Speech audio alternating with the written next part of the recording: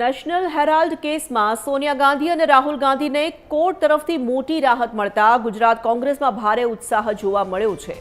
અમદાવાદના નહેરુ બ્રિજ ખાતે પ્રદેશ પ્રમુખ અમિત ચાવડાની આગેવાનીમાં સત્યમેવ જયતે પદયાત્રા યોજાઈ હતી। કોંગ્રેસના નેતાઓ ખાનપુર સ્થિત ભાજપ કાર્યાલય તરફ કૂચ કરી રહ્યા હતા ત્યારે પોલીસે તેમને અધવચ્ચે જ અટકાવ્યા હતા।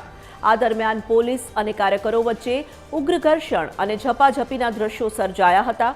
અમિત ચાવડા સહિતના દિગ્ગજ નેતાઓની પોલીસે અટકાયત કરી હતી જ્યારે કોંગ્રેસે તેને સત્યની જીત ગણાવી લડત ચાલુ રાખવા માટે હુંકાર કર્યો છે।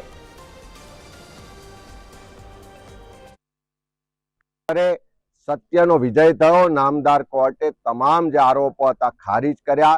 એફઆઈઆર નહીં કરી શકવા બદલ ઈડી ને બાકીની સરકારી એજન્સીઓને કડક શબ્દોમાં નિંદા કરી। ત્યારે આજે ગુજરાત કોંગ્રેસના તમામ કાર્યકરો રસ્તા પર ઉતરીને ભાજપ કાર્યાલય સુધી અમે કૂચ કરી છે। અમે સંદેશો આપવા માંગીએ છીએ કે આ નવી આઝાદીની લડાઈ છે। તમે ગમે તેટલો ડરાવવાનો દબાવવાનો પ્રયત્ન કરશો, ગમે તેટલા અમારા નેતાઓને મેન્ટલી ટોર્ચર કરશો કે ફિઝિકલી હેરાસ કરશો, પણ ક્યારેય ડરવાના પણ નથી, ઝૂકવાના પણ નથી। લડીશું, જીતીશું।